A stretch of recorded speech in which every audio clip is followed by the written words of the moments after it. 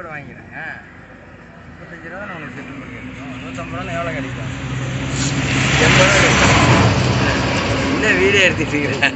சாதாரண நாள் நினைக்கிறேன். கறி கடைக்கு போனாக்கா 120 ரூபா ஆகுது.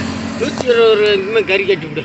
அவன் வாங்கலாம் அந்த மாதிரி கட்டிட்டு வந்துடுறான். இந்த மாதிரி 150 ரூபா. 150 வாங்கிட்டு வந்துடுறான். 150 ரூபா கறியும் வாங்கிட்டு வந்துடுறான். 150 சொல்லி 150 ரூபா கறியும் வாங்கிட்டு வந்துடுறான்.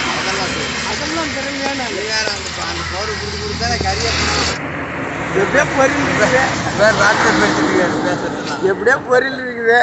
அதான் விட்டா ஜலப்படிக்கு போயிட்டா வந்ததுக்கு வேறு வசதி. இப்படி சாயந்தரம் ஒரு 4 செட்டு இருக்க மாட்டோமா? குப்பை அப்புறம் போயிட்டு அனுப்பி விட வேண்டியதான் காசு. அடிக்கிற வெயில் 4 செட்டு எங்கன்னா விற்க போகிறோம் நம்ம.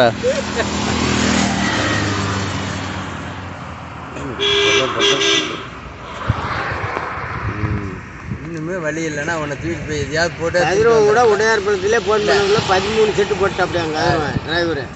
இல்லை ஒன்றுமே இல்லை. நீ இதுதான் வச்சு சாப்பிட்ணுன்னா எங்கேயோ ஒன்று போட்டு ஹோட்டலில் ஊற்றி திட்டு வந்துடுறேன்.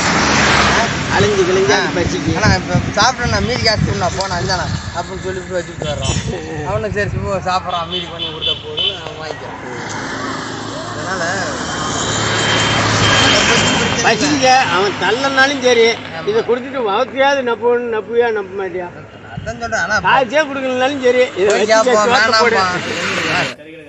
எப்படி நெஞ்சு வச்சு இப்படி இழுப்பாரு. அங்க ஒருத்தர் வருவான் கறி எடுக்க.